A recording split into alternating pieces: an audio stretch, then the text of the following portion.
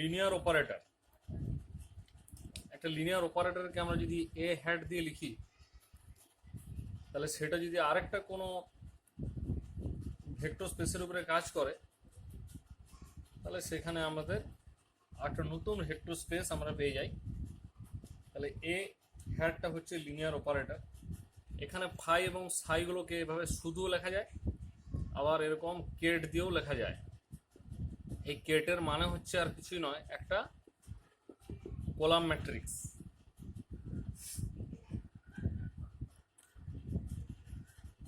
তো এখন এই ফাইটাকে আমরা লিখতে পারি অনেকগুলো টার্মের সমষ্টি হিসাবে, সামেশন সিআই ফাই আই, অর্থাৎ C1 phi one plus C2 phi two plus C3 phi three etcetera. ঠিক তেমনি হবে সাইটাকেও লিখতে পারি ডিআই ফাই আই।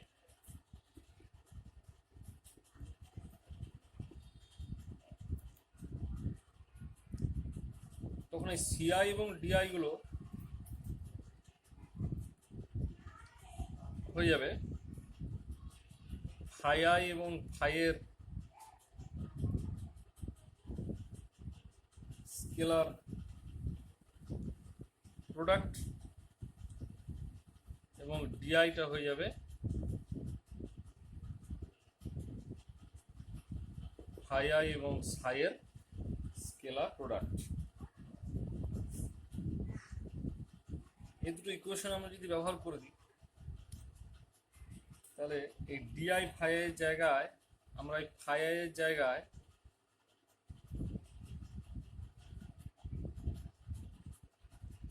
এখানে আমরা লিখতে পারি সিআই ফাই আই।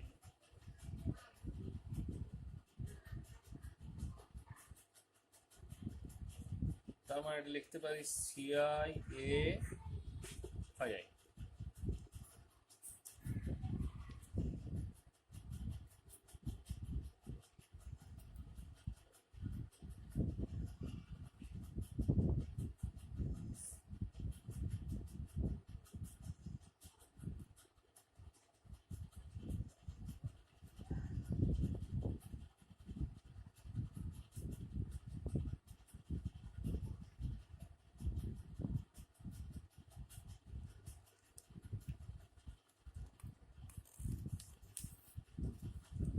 এইখানে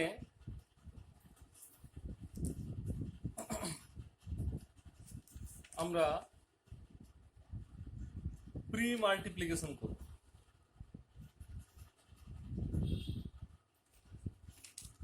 অর্থাৎ আমাদের এটা ছিল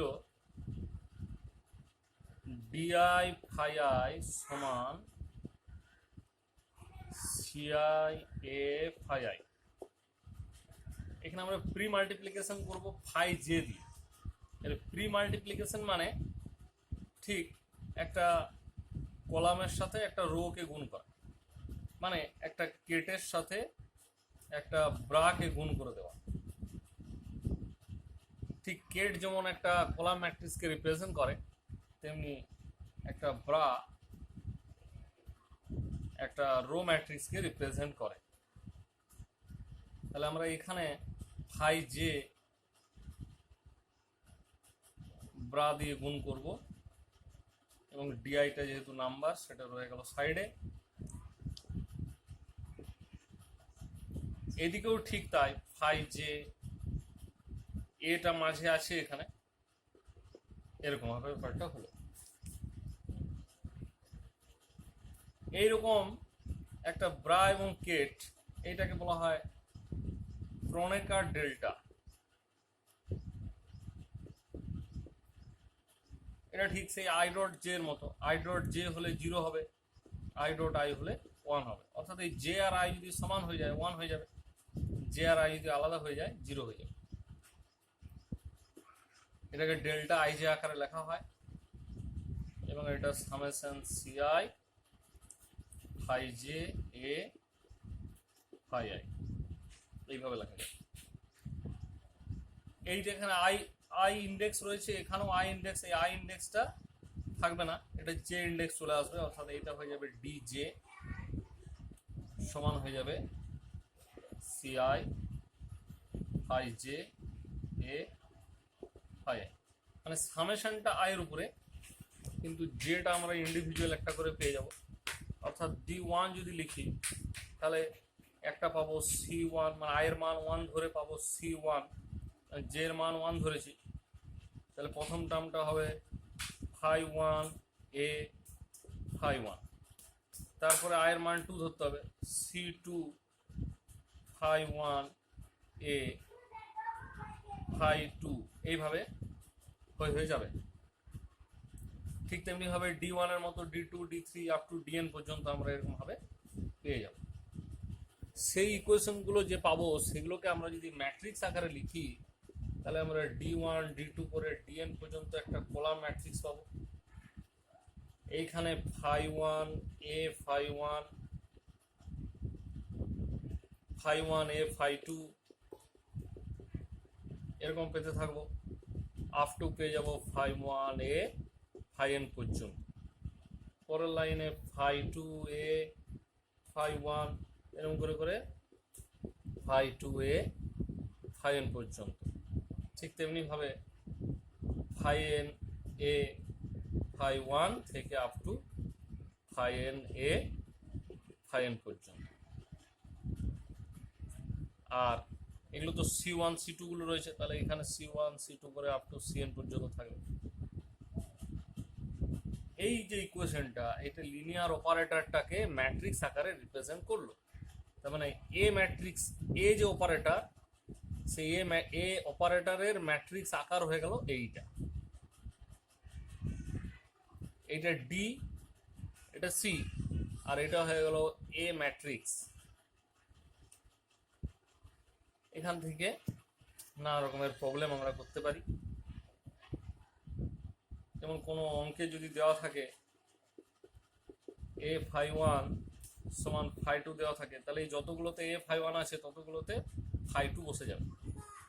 তাহলে প্রথম এলিমেন্টটাতে হয়ে গেল ফাই ওয়ান ফাই টু, তারপরেরটা হয়ে গেল ফাই টু, তারপরেরটা হয়ে গেল শেষেরটা ফাই এন ফাই টু। তাহলে একমাত্র এইখানে আই আর জে সমান হয়ে যাচ্ছে, তার মানে এইটার থেকে 1 বেরোবে, বাকিগুলো সব এখানে 0 হয়ে যাবে।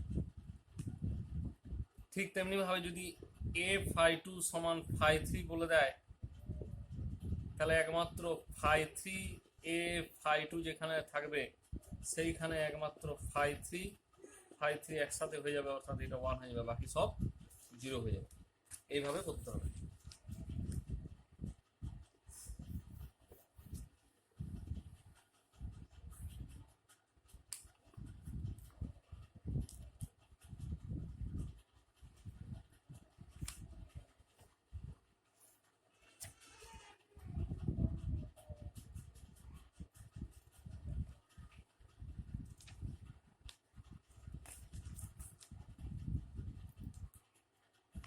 গ্রাম-স্মিথ অর্থোগোনালাইজেশন প্রসেস, এই প্রসেসের সাহায্যে আমরা কতগুলো নন অর্থোগোনাল থেকে অর্থোগোনাল করতে পারি।